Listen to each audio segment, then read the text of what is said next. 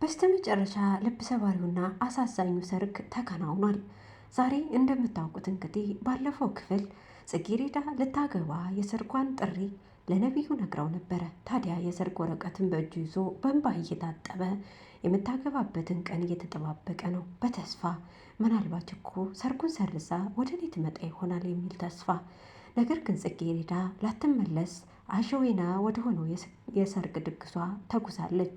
ሜካፓን ጨራርሳ ሁሉን ነገር ጨርሳ ሚዜዎቿ ተዘጋጅተው እሷ ወዳለችበት አካባቢ ሄደዋል። አዳራሹ እጅግ አምሮ ደምቋል። ታዲያ በዛ በደመቀ አዳራሽ ግን የምታገባው ያ የማትወደውን ሰው እንደሆነ ስታስብ ውስጧ በሀዘን ይሞላል። ነገር ግን ደግሞ ግዴታ ከትናንትና እስር ለመውጣት ስትል ዛሬ ላይ ይህንን መተግበር ነበረባት። ግን ደግሞ ልቧ የሚፈልገው የልቧ ንጉሥ ይህንን ሳይሆን ያኛውን ነብዩን ነው።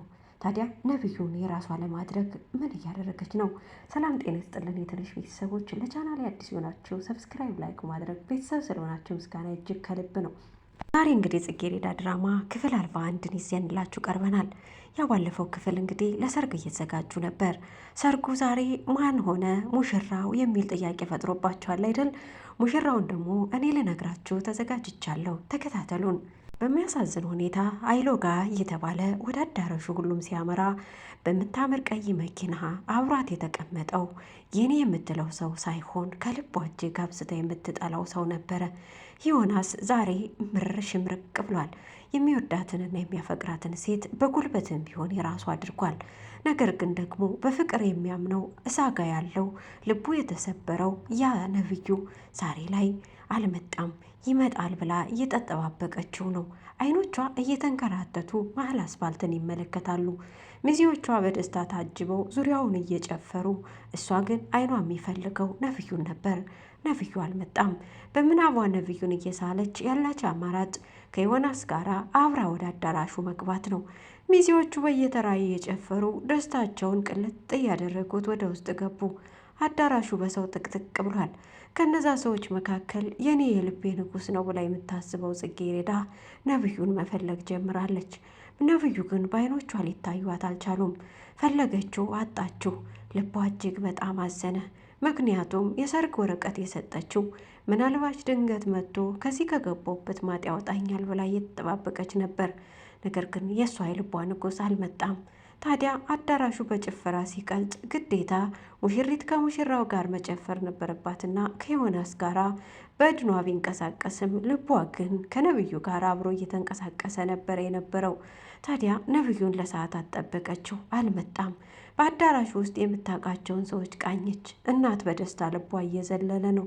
ልጅ ግን ልቧ የሚፈልገውን ሰው ባለማግባቷ ልቧ እያዘነ የማስመሰል ፈገግታዋን ፈገግ እያለች ከዮናስ ጋር ወገቧን ይዟት ትንሽ መወዛወዝ ጀመረች።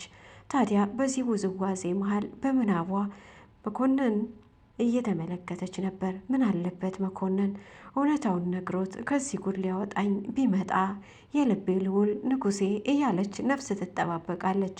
አልመጣም። እናት በልጇ ሰርግ ላይ በደስታ እየጨፈረች ነው። የተጠሩ ታዳሚዎችም በጭፈራ አዳራሹን ቅውጥ አድርገውታል። በተንኮልና በሴራዋ የምትታወቀው ፌቨን ዛሬ የልቧ ደርሶላታል። የራሷ የምትለውን ሰው ልትቀማኝ ጫፍ ላይ ደርሳለች ብላ ያሰበቻትን ጽጌሬዳን አጨብጭባ እልል ብላ እየደራቻት ነው። ከሚዜዎቿም አንደኛ ሚዜ እሷ ነች። ነገር ግን ደግሞ ጉድጓድ ቆፍራ ከጉድጓድ ውስጥ እንድትገባ ያደረገቻት ራሷ ፌቨን ነች። ትናንትና የምትወደውን የምታፈቅረውን ነብዩን መጥፎ ሴት እንደሆነች ገንዘብ ወዳጅ እንደሆነች ስትነግረው ኑራ ነብዩ ሊጠላት ጫፍ ላይ ሲደርስ ነበረ እውነታው የተገለጠለት።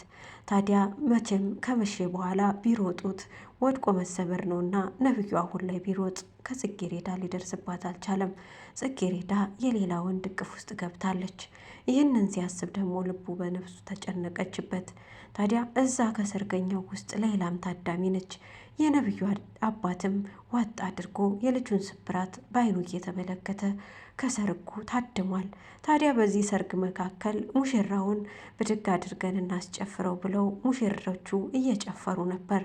ነገር ግን ደግሞ ዘወር ብላ ስትመለከት ነብዩ አንገቱን ደፍቶ መሬት መሬት እያየ ጽጌረዳ ትመለከታለች።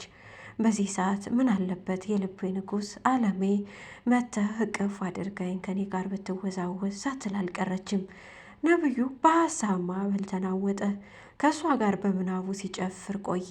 ታዲያ አለም ቅልጥ ብላ እሱም እየጨፈረ ጽጌረዳን አቅፎ ወዲያና ወዲህ ሲወዛወዝ ሰዎች በጭፈራና በእልልታ ሲያደምቁለት በምናቡ እየሳለ ጭልጥ አለ። የእነሱን ጩኸትና እልልታ እየሰማ አይደለም።